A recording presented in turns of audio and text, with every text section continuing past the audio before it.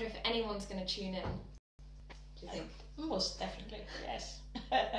I guess to introduce ourselves, we are the Fulham Scalp and Hair Clinic. So my name's Eleanor Richardson. And mine, Teresa Angelina. We're mum and daughter, but we work together, and at our clinic, our trichology clinic, we tend to specialise in afro hair conditions, afro scalps. So many different conditions, really. Yeah. So we are really delighted to be invited by Antidote Street to do a bit of an Instagram takeover today and to talk about flaky scalp conditions, itchy scalp conditions. There's quite a few. There's quite a lot of people suffering from it. Yeah. Lovely wave to all those that are joining us. Lovely. I think it's definitely worth just mentioning what would you say is an itchy, flaky scalp condition? How would people recognise that? They will recognise with flakes in your scalp, in your shoulders sometimes. Yeah. Itchiness. Itching, constant itching. Yeah. I tend to see that people notice they've got maybe a few little scabs on their scalp because they've been itching so much. And even though most people think that itchy or flaky scalp conditions are associated with really dry scalps, not really. No, it can also be that when you touch your scalp, it feels quite greasy, actually. Yeah. So we're going to go through some of the common scalp conditions that are really easy to confuse, hence why we need to clarify some information around them, and what can often trigger them and how we would treat them. So hopefully this is really useful. If you have any questions, do chuck them in, because we can read any questions you're dropping to us, and show us some love. Mum's very nervous doing the Instagram live, so send us some love as well. All right. I think, should we start off with the simplest one? Dandruff. Let's start. Which is simple. Keep it simple. We'll start off with dandruff. I think a lot of people assume that what they have is dandruff, when often it can be something else though. Or sometimes they think they've got psoriasis, and really maybe they haven't got psoriasis at all, or eczema and they haven't got it all. Could be confused with any of the scaling conditions. Yeah, so if we start off with just the simple dandruff though, the causes of that there can be a number of causes, but tend to be just an overgrowth of the yeast population on your scalp. We all have it. We all have yeast, we all have bacteria populations growing on our skin. It's a beautiful symbiosis that we work really well with. It's just when that balance, that population of yeast or fungus on the skin gets out of balance, that it can result in excess shedding. And feeds from your sebum. Yeah. And the sebum, which is your natural oil. So you have to balance it well. Yeah. So if there's an excess of sebum there, or for some reason your body is not managing that control, I'm loving the love coming up the side there. If your body's not managing that control, then you can see that population go out of balance, and that's when we get excessive scaling of the skin. What can trigger? Number of things, and sometimes the main one really with afro is overproduction of you apply so many things in your scalp, many products to your scalp, and then you start to scratch, you start to itch, you start to provoke other conditions when you really could have avoided. Yeah. We've just had a quick question, says what can cause the imbalance. So we're going through that now. Another thing that can trigger it is actually your diet, in the sense of having excessive sugary items. So when you have dairy products. Yeah, so there can be dietary triggers that can encourage this imbalance in the population of fungus on the scalp. So it's really worthwhile making sure if you're very prone to dandruff and you're noticing that this is happening quite often, have a look through your dietary diary and see, is there something that's always triggering it off and that you could avoid in the future? But maybe it's not only the dandruff. could be any other condition. So listen to us and see, maybe you will recognize what is happening. Yeah. Dandruff combined with itchiness could be something else. Yeah, exactly. So we'll definitely hammer home the message of the importance of correct diagnosis, because it's so important at the end of the day. What about another condition, Mum?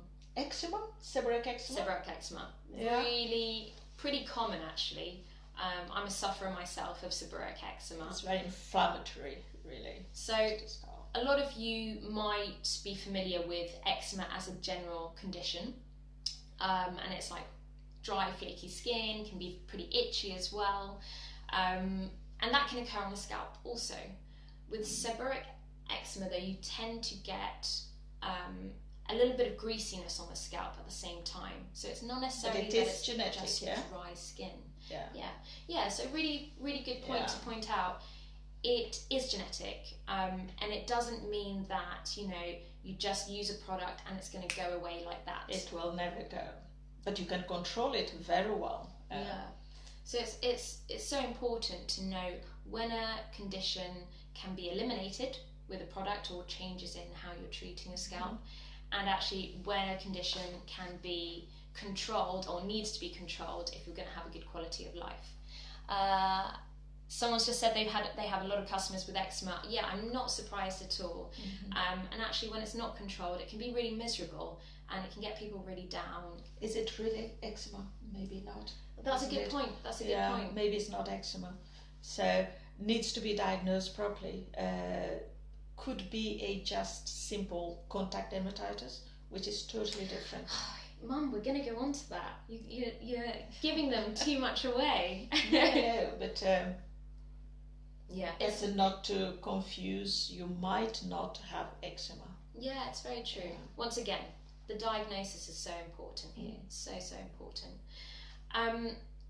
With seborrheic eczema, I've always found, and it's quite a common trigger, is stress. And I don't think we can underestimate the importance that stress plays as a role in scalp conditions. Very much. Skin conditions in general and your health.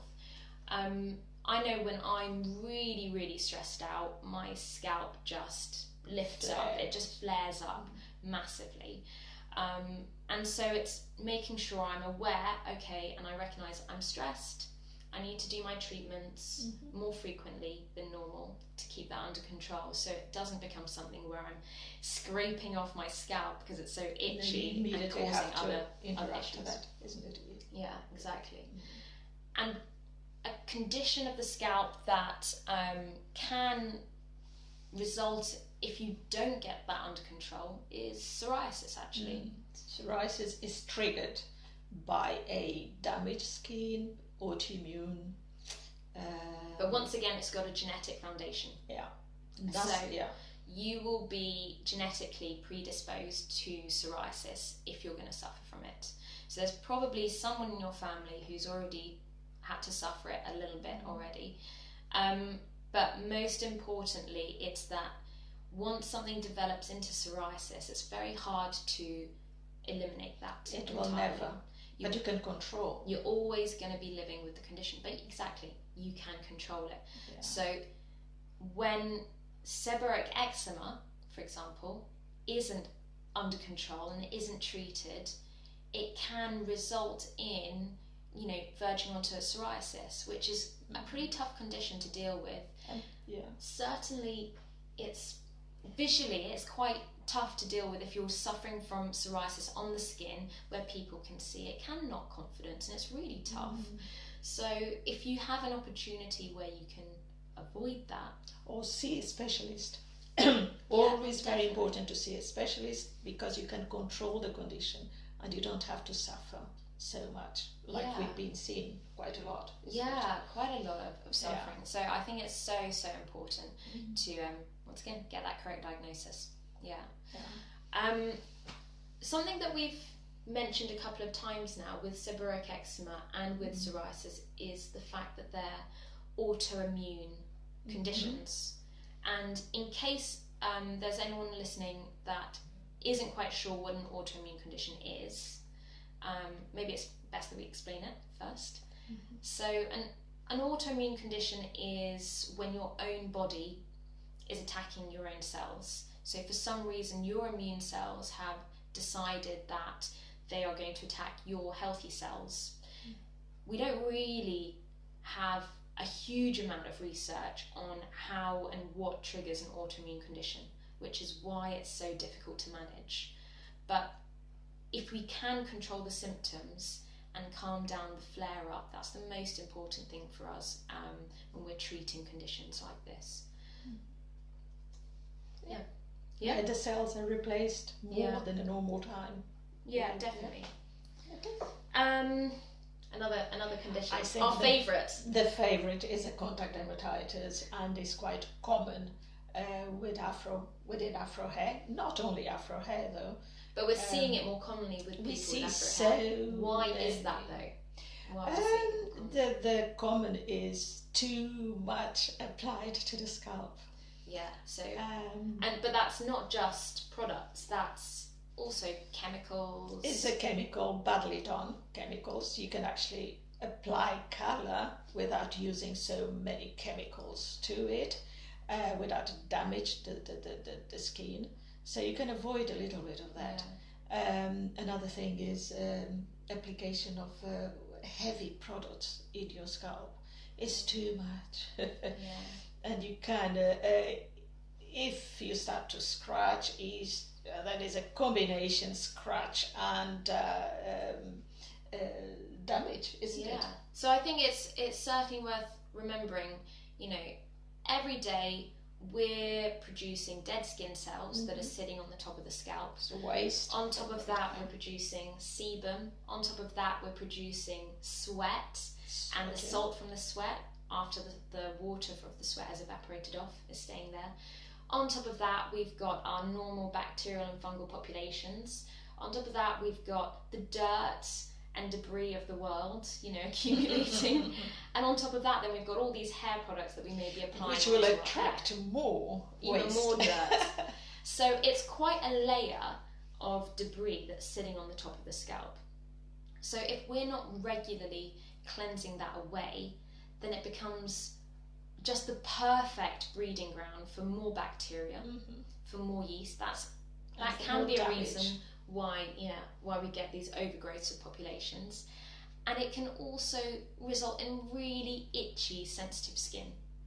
And when you're itching, the more you itch, the more you scratch, the more you itch. You never stop. And can be really, really intense to some people, and it's not nice to live like that. So you really need to see a specialist. Just to diagnose and to eliminate. You can eliminate with contact dermatitis. Exactly. What I always find absolutely tragic is knowing that a patient has come to see us. They've had contact dermatitis, for years. Maybe just because they're not washing their hair as frequently. Or they've been told not to wash. It's not that we don't like to wash afro hair. We've been told as well. Yeah, absolutely. But they've scratched their scalp so much that they've actually caused bacterial infections, which have resulted in scarring and hair loss. Actually, knowing what was going on beforehand, earlier, making those little small changes really to their routine would have saved their hair in the long term. So important. I'm just seeing a few questions coming up. Any tips for someone who works out frequently? Yeah, definitely. So we always stick with a minimum of once a week wash. So that may come as a shock to you. Maybe send a shocked emoji. No, but if you work a lot, then with the sodium from the perspiration, you can actually rinse every time. Depend how you work out. If it's like me, I mean, I don't even perspire when I do my exercise. So we need to work out more. But if it's someone really perspiring, yes, rinse all that sodium. And apply a water-based product, not too heavy. So exactly. So minimum once a week wash. If you want to do more, it's not going to harm the hair. as long as you're using good quality products, they're Yes. fine. But if you're working out, and you've got sweat building up on the scalp, give it a really good rinse and at least remove the salt that would otherwise be stuck on the scalp. Okay. Absolutely. Another question's been popped in that says, would you recommend exfoliating the scalp? What are healthy scalp practices? Okay, that's from Minnie Lee. So exfoliating the scalp is a really interesting question. It kind of brings us on to how we would treat a lot of these conditions. But depends on what is the exfoliation. Yeah. So there are a couple of different ways to exfoliate. Some is with force and like actively removing scales, and actually we're against that. Yeah, we're totally against. We don't want to force off any flaking or any scales that aren't ready to come off, because you can end up actually injuring the skin in the long term. And forming more scale because of the cells. The white cells are there to repair the skin, and what you do, if you remove a lot more, it forms a lot quicker. Exactly. Just like a scarring. So I've just got a perfect little scab on the back of my hand, and it's the same little reaction that if I were to remove the skin without it needing to, or without it wanting to be removed, my skin repairs it by putting a scab out there, right? So it's the same with scaling. If you're forcing it off prematurely and it's not ready to come off, the skin will chuck out more skin cells as a way of dealing with that injury, essentially. So what we do... gentle exfoliator, that's what we do, really gentle. It doesn't need to force to repair, gently will repair itself. Yeah. So this exfoliator that we use, like Mum said, takes off what is ready to come off. There's no force, there's no damage done to the scalp. Yes, it might not take off every single flake on the scalp, but with regular treatments, it will leave the scalp on a long-term basis much more flake-free than before. And once again, with a lot of these conditions, it may be about managing it on a long-term basis. So being up to date with your treatments. That's what, with contact dermatitis, you can actually eradicate contact dermatitis and not other flaking conditions. Yeah, exactly. Yeah. So I think it's definitely a treatment that we use, and exfoliating is up there, but it's about how you exfoliate without force, please. No scraping, no scratching, no salt granules or sand or anything in the hair, please. Nothing with force. You never know. You never know. We hear some pretty wild things in our consultations. But yes, there are treatments out there. We use our Soothing Scalp Exfoliator. It's one of our products, but it's only available after a consultation because we want to make sure it's being used in the right way. And has to be properly diagnosed, because you might come and we don't know what you've got, but once you're diagnosed, you might tell us it is eczema and it's not. So diagnose properly. Yeah. I think we're all learning that through healthcare, the best way to get the most efficient results is when you become as bespoke as possible. And that means going to see, an expert, and it's always important. Having that one-on-one time so that they can have a look at your medical history, your diet, your lifestyle, your styling practices, and understand. Analyse the scalp, the hair. Yeah, what's going on. Yeah. So that was one of my key take-home messages. Actually, is definitely make sure you invest in seeing an expert, whoever they are, wherever you're getting your advice from. It should be an expert in that area of advice. It shouldn't be just the first hit that you get on a search engine. Take some time, because it's going to be your investment in your health, isn't it? Absolutely. There's another question there. We've got another little question. Are protective styles good or bad for the scalp? Protective styles, our favourite word. What are they? Exactly. You've just opened a can of worms, Nadler85.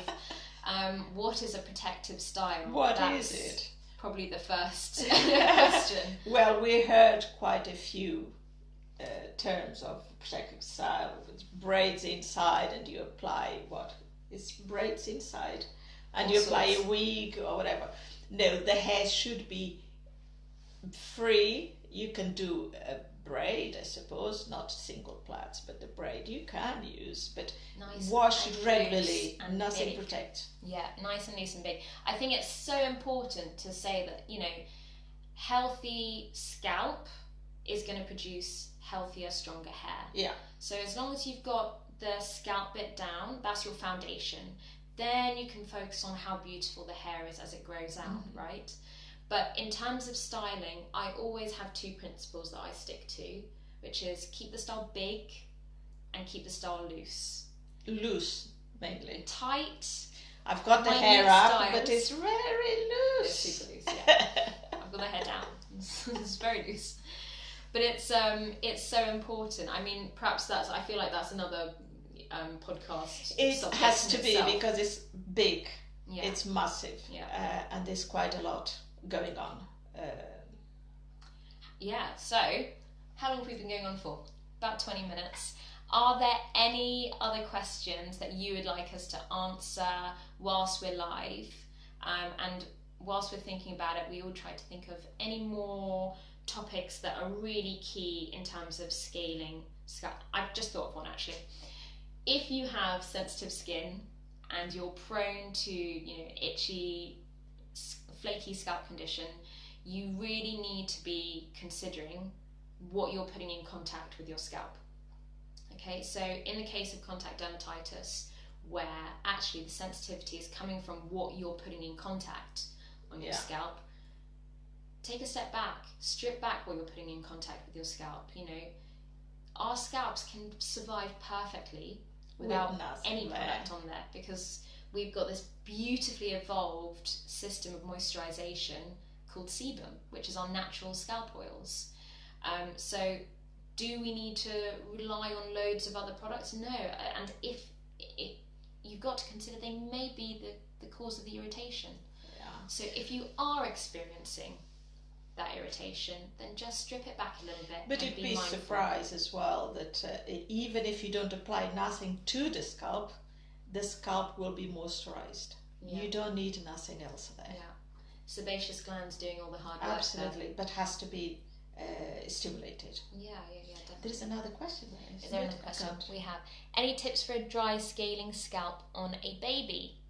Oh, that's cradle cap. Yeah, the cradle most cap. commonly cradle cap. Babies grow out of it. Yeah. A simple hypoallergenic conditioner, gently massage and leave it for a little bit there. Just to soften it. Soften it, and then just comes through. But no, don't force peeling it off or anything. Baby hypoallergenic conditioner. Yeah, you'd put. Some people say to put oils and all that. I would say no, you don't need. No. Hypoallergenic conditioner for a baby. You just apply to start to soften slowly, bit by bit. Because if you start to pull, you start to create all sorts. Yeah, I think it's worth pointing out, now that we've just mentioned babies and children, actually that, children, until they hit puberty, they're not producing as much sebum as adults are. There's no protection. And sebum is antibacterial, antifungal, is like one of the top moisturizers for your scalp. You're not going to react to it. You know, it's free. It's excellent. But if you don't have that protection from sebum because you are, prepubescent, then be careful and be mindful of what is being applied to that younger scalp. Some of their babies, they apply too many things. You don't need at all. We need to keep it really, really simple for our kids, so that they're not getting irritated skin from something that we're actually applying to them. And sometimes actually the old is exacerbated by applying more stuff to it. You don't need. Keep it simple, guys. It doesn't have to be really, really hard work. And babies have got the most soft hair. They've got the softest hair. They don't need any extra products. You don't need no more of that. Yeah. I've got a question saying, can you please recommend a renowned trichologist college?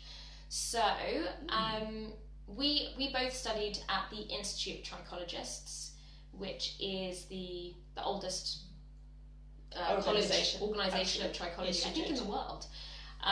So if you are looking for courses, they do courses. It's 2 years. if you are looking for courses, I would visit the I think it's trichologist.org, and you can visit their website there. And you can continue develop your studies. Yeah, I think after the more people you get into trichology who are really spreading a scientific awareness of scalp health, the better all our scalps are going to be. I think so. For everyone. Join the ship. Okay. Right. Any further things that you can think of, Mum, that people need to remember? There's so much to say about all this condition. So much. I mean, we are in a very short time, but maybe next time we can do something else. A lot more. Yeah.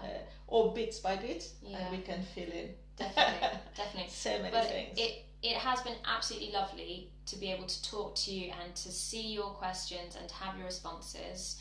I think, once again, we're always going to say, if you are concerned with your scalp, if you know someone who is concerned with their scalp, get in touch with a trichologist, or if the first port of call is to see your doctor, even, or go and see a professional, an expert in that area, and seek some help, because it's not worth living with it.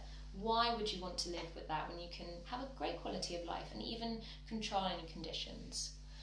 We will definitely save the live video, and please do share away. I think Antidote Street will make sure that is made public and really available for all of you to be able to watch. If you want to get in contact with us, you can find us at Fulham Scalp Hair, and we are on Instagram, Facebook and Twitter, but we're probably most vocal on Facebook and Instagram. And yeah, if you want to check out our website is www.fulhamscalphairclinic.com. You can send us an email through that, or give us a call as well. It would be lovely to hear from more of you, and we're just here to help. That is it, Fulham Scalp Hair. Perfect. We're just here to help out, so please do get in touch. Don't suffer in silence, and maybe also take a moment the next time you see someone with a bit of flaking on their shoulders, or you see a bit of dandruff in their hair, and just take a moment to consider they're probably going through some tough stuff. It is tough, and it's just a different way to consider another person, isn't it? We've all got to be positive with each other and share a bit of love. But you can solve the problem. Exactly. Think about it. So see if you can solve it. You can solve or you can control. Yeah. All right. Well, thank you once again to Thank you very much. Can we have a quick shout out to Black Skin Directory for recommending us? Great. Thank you, Disha. Thank you. And we hope to see you soon. Take care. Thank you. Bye bye. Safe, did you say?